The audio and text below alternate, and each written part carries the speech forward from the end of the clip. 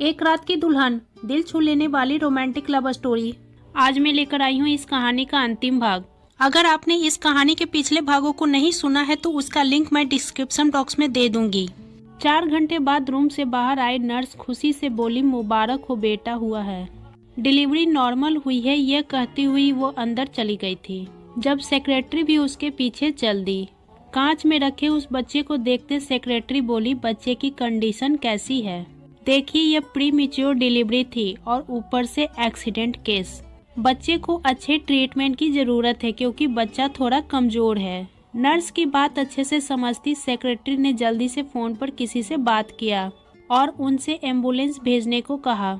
वह उस बच्चे को अयान के प्राइवेट हॉस्पिटल ले जाने वाली थी जहां उसका अच्छे से इलाज हो सके और बच्चा जल्द से जल्द सेहतमंद हो सके। बच्चे को ले जाने से पहले वो आयशा के पास आई जो उस वक्त बेहोश थी। फिर राहिम से इजाजत के साथ बोली, आपकी बेटी ने बहुत बड़ी कुर्बानी दी है आपके लिए। आपकी जान बचाने के लिए उसने अपनी पूरी जिंदगी दांव पर लगा दी। उसकी आवाज में ऐसा कुछ था जो राहिम को चौंका गया। फिर वो रुकी नहीं और बच्चे को लेकर चली गई। राहिम उसके पास आते प्यार से उसके सर पर हाथ फेरने लगे। जब होश में आते बोली, पापा मेरा बच्चा। राहिम एकदम चुपचाप सर झुका गए। आयशा की आंखों से उसी पल मौत टूटकर गिरने लगी। राहिम आयशा को अपने साथ ले गए थे। अयान पिछले 8 महीने से दूसरे शहर में अपने काम के सिलसिले में घूमना इतना बिजी रहा कि उसे आयशा को देखना, उसे बात करने का भी मौका न मिल सका। जब अयान हिंदुस्तान में रहा तब तक हर रोज देखता था, लेकिन उससे बात करके वह उसे किसी दिमागी दबाव का शिकार नहीं होने देना चाहता था। हिंदुस्तान से जाते वक्त अपने दिल में फैसला कर लिया था कि वो वापस आने पर उससे बात करेगा, उसे बताएगा कि वह उससे मोहब्बत करने लगा है। अब किसी भी कीमत पर वह उसे खुद से दूर जाने नहीं देगा। वह अपने और उसके रिश्ते को पूरी दुनिया के सामने लाते हुए उसे रस्मों रिवाज के साथ अपनाएगा, फिर चाहे उसके लिए अपनों की नाराजगी ही क्यों न सहनी पड़े। अभी वो एक जरूरी मीटिंग में था जब उसे अपनी सेक्रेटरी का हिंदुस्तान से फोन आया। उसने जब अयान को बताया कि क्या हादसा पेश आया था, यह सुनते ही अयान के होश उड़ गए थे। जो बेहतर लगे वो करो, लेकिन आयशा और बच्चे को कुछ नहीं होना चाहिए। परेशान दिल वो मीटिंग यूं ही छोड़ हिंदुस्तान के लिए निकल पड़ा था। और जब वो हिंदुस्तान पहुंचा तब उसके दादाजी ने उसकी गोद में बहुत प्यारा सा बच्चा दिया था, जिसे देखकर अयान का दिल मोहब्बत से भर गया और उस मासूम को अपने सीने से लगाता प्यार करता। अब अपनी सेक्रेटरी की तरफ मुड़ा और बोला, आयशा कहाँ है, क्या वो ठीक है? जब उसकी बात सुनते न सिर्फ सेक्रेटरी बल्कि वहां बैठे सुलेमान शेख का भी रंग पीला पड़ गया और बानो तो दिल पर हाथ रखती तेज सांसें लेने लगी। उस लड़की का यहाँ पर क्या जिक्र, उसका तो काम खत्म हो गया और पैसे उसे मिल चुके हैं, चली गई है वह हमें हमारा बारिश देकर। और अब तुम कान खोलकर सुन लो, भूल जाओ उसे। मैं अब दोबारा तुम्हारे मुंह से उसका नाम नहीं सुनूंगा। सुलेमान शेख सख्त शब्दों में बोले थे, जैसे उसके दिल पर छुरियां सी चली थी। उसे अपने कानों पर यकीन न आ रहा हो, चली गई। बेयकीनी से उसने लबों से बहुत धीरे से यह शब्द दोहराए थे। अब उसकी कहर भरी निगाहें सेक्रेटरी पर गई थी, जिसे देखकर घबराती वो कभी नीचे देखती तो कभी सामने बैठे दादाजी को, जो चेहरे पर गुस्सा लिए बर्दाश्त कर रहे थे। मैंने कहा था कि आयशा का ख्याल रखना। तुमने उसे जाने कैसे दिया? किसकी इजाजत से? बोलो, मैं तुम्हें जान से मार दूंगा। अयान गुस्से से दहाड़कर सेक्रेटरी की तरफ बढ़ा था। जब दादाजी की आवाज से वो वहीं रुका था।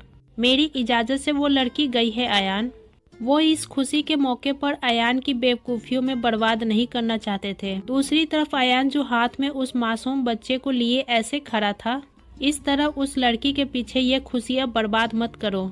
बच्चा बानो को दे दो, मैं कुछ दिनों में तुम दोनों का निकाह करने का सोच रहा हूँ। लेकिन अयान की खून और आग उगलती निगाहों को देखकर वो एक पल के लिए खामोश हुए थे। वह जोर जोर से तंजिया अंदाज में हंसा था। दादा जान, आपने सब कुछ खत्म कर दिया और अब मेरे लिए खुशियाँ खरीदने की बात कर रहे हैं, जो कि अब नामुमकिन है। उसने आंसू भरी निगाहों से अपने दादा को देखा था और फिर अपने बच्चे को लिए वहाँ से लंबे लंबे डेग भरता चला गया। सुलेमान शेख को एक पल के लिए उसके दिमागी हालात पर शक हुआ था। जब बानो को देखते हुए वो गहरी सोच में डूब गए। बानो भी अब उनको गुस्से से देखती उठी और वहाँ से चली गई। राहिम अपनी बेटी को लेकर दूसरे शहर आ गए थे अपने भाई के पास। उन्होंने सुमेरा को तलाक देना जरूरी नहीं समझा था और वैसे भी उसे कोई फर्क नहीं पड़ता था कि वो कहाँ जाते हैं और क्या करते हैं। उसे तो पैसे मिल गए थे और वो अपने पैसे से दोनों माँ बेटी खूब ऐशो आराम की जिंदगी गुजारकर सारी फिक्रों से आजाद थी। राहिम ने सोचा आयशा को नए माहौल नए लोगों में लाकर वो उसका गम उसकी पुरानी यादों का दुख थोड़ा कम कर सकेंगे। लेकिन आयशा को हर पल रोता देखकर और भी परेशान हो गए। वह ना तो अयान को भूल पा रही थी ना अपने बच्चे को। दूसरी तरफ अयान आयशा को हर जगह पागलों की तरह ढूंढ रहा था। उस अस्पताल में जहां उसके बच्चे की पैदाइश हुई थी वहां भी उन लोगों को उनके बारे में कुछ नहीं पता था कि वह कहाँ गई। उसकी यूनिवर्सिटी में भी कोई नहीं जानता था, यहाँ तक कि वह उसके घर भी गया था जहाँ सुमेरा तो अयान को देखकर हैरान ही रह गई थी। फिर उन्होंने कह दिया कि हमने तो आयशा को तभी से नहीं देखा जब से उसका निकाह हुआ है और उसके बाप राहिम का भी आजकल पता नहीं कहाँ गुम रहते हैं। हर तरफ से अयान को मायूसी का सामना करना पड़ रहा था। ऊपर से 1 महीने का नन्हा अरमान हर वक्त रोता रहता। ना तो वो केयर टेकर से संभालने में आता ना ही बानों से। उसे सिर्फ अयान की गोद ही खामोश कराती थी। बाप की गोद में आते ही वो एकदम सुकून से गहरी नींद में सो जाता। अयान दिन रात हर जगह तलाश कर रहा था कि बस वह एक बार उसे आयशा मिल जाए। ढलती शाम की तरह वो भी उसी का जैसा हिस्सा मालूम हो रही थी। हर वक्त किसी की यादों में खोई वो गुमसुम बैठी थी। जब उसकी ताई की बेटी जोया उसके पास आती है और कहती है आयशा चलो उठो कहीं बाहर घूमकर आते हैं। मुझे तंग मत करो जोया, प्लीज मुझे अकेला छोड़ दो, मुझे कहीं नहीं जाना, मेरा दिल ही नहीं चाह रहा। जरूर तुम पर अपने पति की यादों का दौरा पड़ा होगा जिसने पलटकर तुम्हें पूछा भी नहीं। बहुत ही खुदगर्ज इंसान निकला। तुम उसे तलाक क्यों नहीं ले लेती ताकि तुम्हारी शादी चाचा जी किसी दूसरे लड़के से कर सके, तुम्हारी जिंदगी में भी खुशियाँ आ जाए। ऐसे तो तुम यूं ही घुट घुट कर मर जाओगी। जोया अपने धुन में बोले जा रही थी जबकि आयशा आंखों में आंसू लिए उसे सुन रही थी। उसके मुंह से तलाक सब सुनकर ही आयशा का नाजुक दिल कांप उठा था। जब वो गुस्से में आंखों को बड़ा करते हुए बोली, ना तो मैं तलाक लूंगी और ना ही अयान के अलावा किसी और मर्द को अपनी जिंदगी में शामिल होने की इजाजत दूंगी। भले वो मुझसे कोई संबंध न रखे, लेकिन मेरी जिंदगी में आने वाले पहले और आखिरी मर्द सिर्फ अयान ही रहेंगे। मैंने उनसे मोहब्बत की है, कोई मजाक नहीं कि जब चाहा रिश्ता जोड़ लिया और जब चाहा रिश्ता तोड़ लिया। उसकी आंखों से एक बार फिर उन यादों को ताजा हो जाने से आंसू बहने लगे थे। जोया ने उसे दुख से देखते हुए पूछा, आखिर ऐसा भी क्या है उस इंसान में जो तुम जिंदगी भर का रोग लेकर बैठ जाओगी उसके लिए? अभी तुम्हारी उम्र ही क्या है, सिर्फ 18 साल की हो। पूरी जिंदगी पड़ी है, कैसे अकेले काटोगी? चाचा भी तुम्हारे साथ कब तक रहेंगे? जोया के शब्दों में उसके लिए फिक्र थी, सहारा। आयशा ने ये लफ्ज दोहराया जब उसके मासूम से बेटे की आवाज उसके कानों में गूंजने लगी, जिसकी पैदाइश पर नर्स ने उसे पहले और आखिरी बार झलक दिखाई थी। मेरा बेटा है ना मेरा सहारा। आयशा दूर कहीं ख्यालों में खोई हुई धीरे से बोली थी। उसे तो तुम्हारा वो कांटेक्ट वाला पति ले गया है। अब कौन सा बेटा, भूल जाओ आयशा उसे और नई जिंदगी की शुरुआत करो। जोया को उसकी हालत देखकर दुख होता था, इसलिए वो उसे समझाने की कोशिश कर रही थी और फिर उसे जबरदस्ती अपने साथ बाहर ले गई, जबकि आयशा का मन न करते हुए भी मजबूरन उसके साथ चली गई। काफी देर तक बिना मकसद इधर उधर शॉपिंग सेंटर घूमने के बाद वो दोनों अब एक पार्क में बैठी हुई थी। रात के 7 बज रहे थे। जोया ने कहा, तुम बैठो, मैं 1 कप कॉफी लेकर आती हूँ। आयशा अकेले बैठी हुई थी जबकि 6-7 लड़कों का ग्रुप वहाँ आता है। आयशा जैसी हसीन लड़की को अकेले उदास बैठा देखकर आवाज लगाने लगा, अरे मेरी जान क्यों उदास हो, आ जाओ हमारे पास, हम तुम्हारे उदासियाँ दूर कर देंगे। एक लड़का जोर से कहता हुआ उसके करीब भी आ गया। तो आयशा कुछ पल तो बर्दाश्त करती रही, लेकिन बर्दाश्त ना हुआ तो फिर उठकर जाने लगी। तो एक लड़के ने हिम्मत करके उसका हाथ पकड़ लिया और फिर आयशा को बहुत गुस्सा आया था। उसने पलटकर एक जोरदार थप्पड़ उस लड़के के मुंह पर जड़ दिया। वह लड़का गुस्से भरी नजरों से आयशा को घूरने लगा। अब उसके बाकी दोस्त भी आयशा को अजीब नजरों से देख रहा था। वह लड़के कोई आम नहीं था, वह सब लड़के शहर के रईस और ताकतवर फैमिली से संबंध रखने वाला था। उठाओ उस लड़की को और डालो गाड़ी में। इसकी इतनी हिम्मत कि मुझे थप्पड़ मारा। इसकी घमंड तो मैं आज तोड़कर रख दूंगा। जबरदस्ती उसे घसीटता हुआ ले जाने लगा था, जबकि आयशा मदद के लिए पुकार रही थी। लेकिन पार्क में इक्का दुक्का लोग मौजूद था जो तमाशा देख रहा था, लेकिन कोई भी आगे नहीं बढ़ रहा था, क्योंकि किसी में इतनी हिम्मत नहीं थी कि कोई भी उन लोगों से पंगा लेता। आयशा की चीख पुकार सुनकर जोया भागकर आई थी और रोते हुए हाथ जोड़कर उन लड़कों की विनती कर रही थी कि प्लीज इसे छोड़ दो।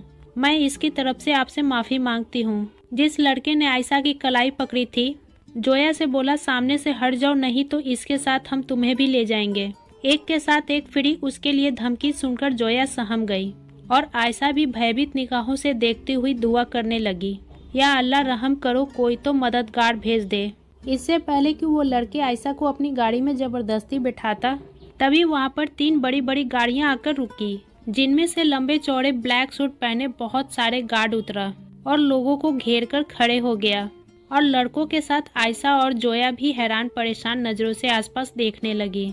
कौन हो तुम लोग, निकलो यहाँ से। वो ये सब देखकर कुछ पल के लिए घबराया था।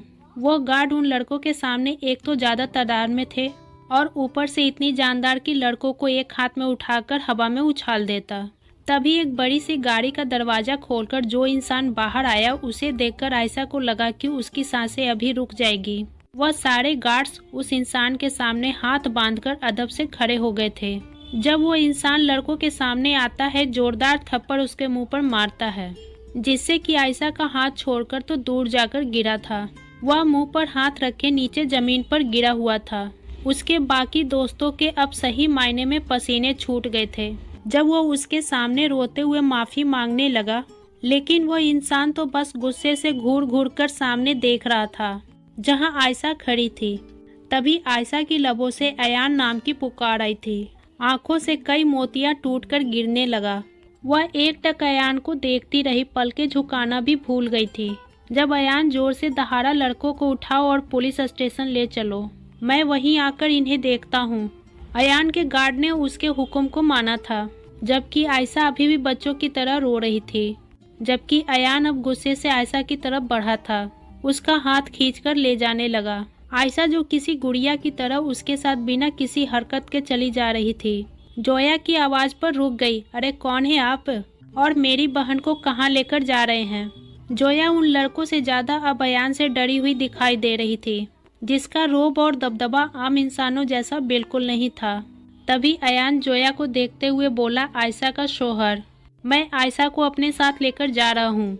यह कहता हुआ वो तूफान की तरह अपने साथ आयशा को ले गया था, जबकि जोया भागती घबराती घर वापस आई और राहिम को सारा मामला समझाया, जिसे सुनकर राहिम अपना सर पकड़कर बैठ गए। राहिम के बड़े भाई उन्हें तसल्ली देते हुए बोले, घबराओ नहीं राहिम, हम चलते हैं अयान के पास, उससे बात करते हैं। ऐसा कैसे वो हमारी बच्ची को जबरदस्ती अपने साथ ले जा सकता है? जब उसे उसका बच्चा मिल गया तो कॉन्ट्रैक्ट के हिसाब से तो आयशा पर अब उसका कोई हक नहीं बनता, जिस पर राहिम भी सर हिलाते उठे थे। आयशा अब गहरी सांस लेती हुई बिखरी आवाज में बोली, आप मुझे इस तरह जबरदस्ती अपने साथ लेकर नहीं जा सकते, मुझे मेरे घर छोड़ दें। अभी जबरदस्ती की कहाँ है मेरी प्यारी बीबी? जबरदस्ती तो अब करूँगा। तुमने मेरी नरमी का बहुत फायदा उठा लिया, लेकिन अब और मैं तुम्हारी एक भी जिद नहीं चलने दूंगा। आंखों में घूरते हुए बोली थी, कैसी बीबी? आयशा एक जख्मी सी हंसी हंसी थी। कॉन्ट्रैक्ट के हिसाब से तो आपका और मेरा संबंध यहीं खत्म था। अयान आपकी बीवी मैं नहीं बल्कि बानो है, तो इस वक्त आपके बच्चे के साथ घर पर आपका इंतजार कर रही होगी। आप क्यों आए हैं? आयशा की आंखों में बेपनाह दर्द था, जिसे देखकर अयान का दिल तड़प गया। तभी उसकी कमर में हाथ डालता वह एक झटके में उसे अपने बेहद करीब कर गया, इतना कि आयशा पूरी तरह उसके सीने से लगी थी, थर थर कांप रही थी। अयान की गर्म सांस उसके चेहरे को छूकर उसे बेचैन कर गई। जब वह दूर होने की कोशिश करती तो वह उसकी और भी करीब हो जाती। आगे बढ़कर उसे अपनी मजबूत पनाहों में लेते हुए उसके होठों पर मोहब्बत की निशानी छोड़ने लगा था। आयशा, मैं मोहब्बत करता हूँ तुमसे, सिर्फ तुमसे। यह सच है कि कांटेक्ट निकाह से पहले तक मैं तुमसे नहीं मिला था। मेरे दिल में तुम्हारे लिए कोई जज्बात नहीं था, लेकिन जब उस रात मैंने तुम्हें महसूस किया, मैं कसम खाता हूँ कि उस पल मेरा दिल बदल गया था, मेरे एहसास बदल गए थे। मुझे अच्छी लगने लगी थी, इसलिए तुम्हारे करीब फिर नहीं आया। मुझे लगा तुम मुझसे इस डील को लेकर नफरत करती हो। मैं डरता था तुम्हें या मेरे बच्चे को कोई नुकसान ना हो, इसलिए मैं बाहर चला गया। लेकिन मैं एक पल के लिए भी तुमसे लापरवाह नहीं हुआ था। तुम हर पल हरदम मेरी यादों में जिंदा रही। मैं कब तक तुमसे दूर रहता, मेरा दिल तुम्हारे लिए तड़पता था। लेकिन दादाजी ने मुझे इस कदर काम में उलझाया था कि मैं लौटकर नहीं आ सका। खैर, अब मैं तुम्हारे बिना नहीं रह सकता। तुम मुझे क्यों छोड़कर चली गई थी? हमारे बच्चे के बारे में भी नहीं सोचा। वह उसे अपनी बाहों में समेटे बहुत ही प्यार से बोल रहा था। धीरे धीरे उसके चेहरे के एक एक नक्श को छूता महसूस कर रहा था। आयशा बच्चों की तरफ मुंह बनाते आंसू साफ करती हुई बोली, झूठ बोल रहे हैं आप। आपको मुझसे मोहब्बत नहीं है। आप तो अपनी पहली बीबी से मोहब्बत करते हैं। अगर आप मेरे पास आएंगे तो फिर वो मुझे मारेगी। सीधा अयान के दिल पर उतर गई थी। उसकी इतनी हिम्मत नहीं है कि वह तुम्हें उंगली भी रख सके, लेकिन उसने यह हिम्मत की थी। शादी के अगले दिन उसने मुझे बहुत जोर का थप्पड़ मारा था।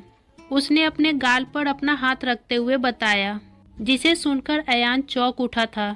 क्या उसने तुम पर हाथ उठाया? हाँ, उठाया था। वह जले दिल से बात करती बानों की हरकत उसे बता रही थी। मेरी बीबी नहीं है वो।